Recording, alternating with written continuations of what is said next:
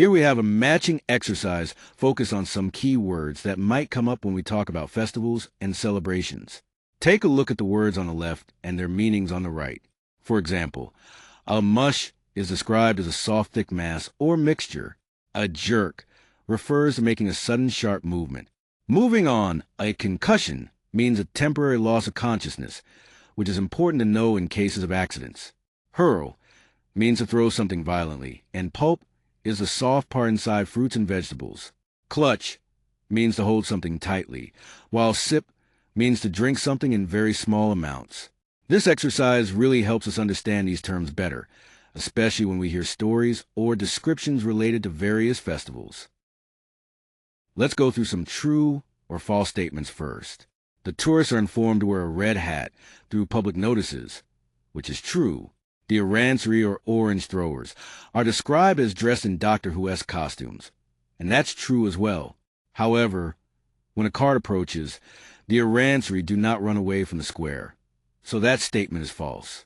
The narrator doesn't feel bored during the festival period, so that's false too.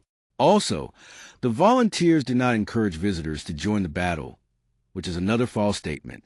Lastly, the narrator doesn't accept Massey's offer. Now, answering the questions, the red hat symbolizes freedom, which is a key element in the festival's tradition. When the narrator wipes her face, she initially thinks she is bleeding, which frightens her, but then she realizes it's just blood orange juice. After an hour of the Battle of the Oranges, the square is covered with a thick mixture of orange pulp and horse manure, creating quite a chaotic scene.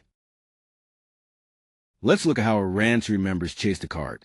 They run after it while throwing oranges until they run out. Sylvia enjoys this carnival because it helps her release frustrations and feel refreshed. Massey's phrase, "Forget the nets," highlights his belief that the real excitement comes from jumping right into the middle of the battle in the square. Now, moving on to grammar, we're focusing on changing direct questions into indirect speech. For example, the question, "Are you working tonight?" becomes Agamemnon asking Timothy if he was working that night.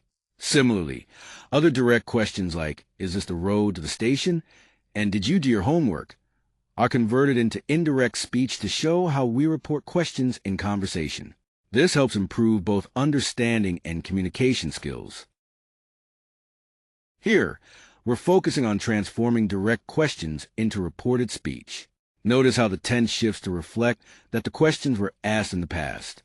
For example, when someone asks, "Have you studied reported speech before?" we say, "The teacher wanted to know if we had studied reported speech before."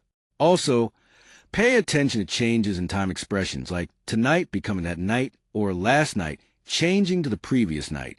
These adjustments are crucial for clarity when reporting speech.